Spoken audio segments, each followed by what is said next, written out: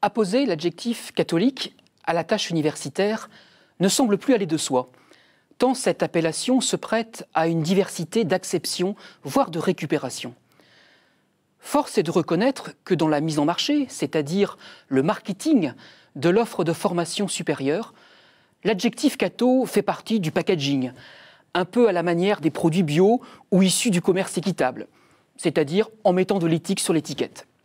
Ceci posé, la publicité n'est pas pour autant mensongère, puisque l'offre de formation des cathos, pour reprendre le terme d'appellation des universités catholiques en France, rejoint les attentes des étudiants et de leurs parents.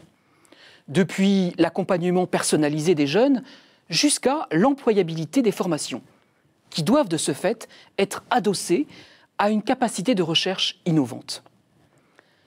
Cette utilité sociale affichée par les universités catholiques est d'autant plus pertinente que la mondialisation de l'économie nous condamne d'une certaine manière à l'innovation, ou du moins à ce que nous entendons communément par innovation.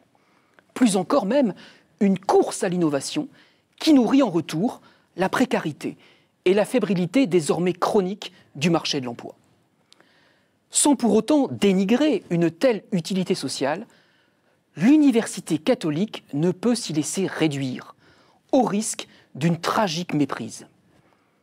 Au contraire, en effet, ce qui est dit catholique est convié à embrasser large, très large, à embrasser l'universel. D'où d'ailleurs presque une certaine redondance à apposer cet adjectif à l'université, puisque la vocation de celle-ci consiste précisément à transmettre, par l'enseignement, l'universalité du savoir. En proposant une telle définition, le bienheureux John Henry Newman s'insurgeait justement contre tout utilitarisme économique, social et même religieux qui serait tenté de régir pour leur compte la tâche universitaire. En d'autres termes, s'il nous faut revendiquer un caractère propre de l'université catholique, c'est précisément dans cette faculté de prémunir l'université de toute emprise utilitaire totalisante. Car en s'y soumettant, la tâche universitaire non seulement se mutilerait, mais surtout confisquerait les jeunes intelligences pour les sacrifier toutes entières au seul faisable, monnayable et rentable. C'est-à-dire en définitive à un bien peut-être utile, mais profondément falsifié. C'est en ce sens que j'évoquais à l'instant une tragique méprise. Sans déroger, loin s'en faut, à la nécessaire acquisition de compétences employables, comment donc faire en sorte que l'université soit et demeure véritablement université? C'est en fait tout simple, puisqu'il s'agit de conserver le présupposé, rappelé par l'étymologie, que tous les savoirs façonnés et dispensés par et dans l'université, ces savoirs sont liés entre eux, qu'ils se renvoient organiquement l'un à l'autre et en définitive à un savoir universel. Poser et éprouver ce présupposé est en quelque sorte l'acte de foi préliminaire qui donne vie, mouvement et être à l'université, qui met l'université au service d'une vérité qui la précède et qui lui donne vie.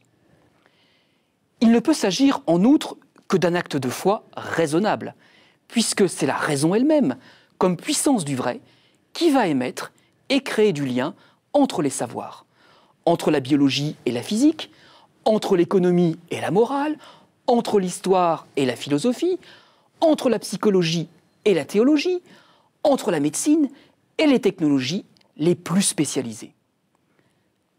Et c'est ainsi que la raison humaine contribue à dévoiler l'unité intrinsèque qui relie les savoirs et donc la communauté des êtres auxquels ces savoirs se rapportent. En outre, la vérité recherchée n'est pas seulement théorique, mais aussi pratique. L'universalité du savoir, c'est-à-dire cette unité intrinsèque qui relie tous les savoirs entre eux, fonde l'articulation entre le vrai et le bien. Articulation qui est au cœur du métier de l'université. C'est-à-dire encore chercher le vrai pour accomplir le bien. Un bien qui ne se réduit pas, loin s'en faut, au bien utile. Et c'est encore en ce sens que l'université catholique est appelée à témoigner d'un service désintéressé de la vérité. Service qui constitue d'une part et ad intra le liant de la communauté universitaire, c'est-à-dire encore son ethos, au sein duquel sont accueillis et formés les étudiants. D'autre part, et ad extra, le service désintéressé de la vérité se veut contribuer au service public, tel que le comprend du moins l'université catholique, c'est-à-dire encore former des esprits libres et universels, capables d'un agir éthique, à même de faire face aux grands défis sociétaux et de prendre une place active dans la société. Ces défis ne doivent pas nous faire peur, car, et je cite Benoît XVI, « le logos divin, la raison éternelle, est à l'origine de l'univers. Et en Christ, il s'est uni une fois pour toutes à l'humanité, au monde et à l'histoire. » Le Christ est le chemin, la vérité et la vie de l'université. C'est cette confession de foi qui déploie la fécondité de la raison pour que celle-ci devienne à son tour servante de la première, c'est-à-dire de la foi. Cela suppose courage et audace de la part de l'université catholique, loin de tout conformisme ambiant. Une université conviée quotidiennement non seulement à demeurer dans la parole de Dieu, mais à être demeure de cette parole. Née et naissant sans cesse du cœur de l'Église, ex-cordée ecclésié, l'université catholique est ainsi portée par ce même mouvement d'existence de l'Église qui existe pour évangéliser.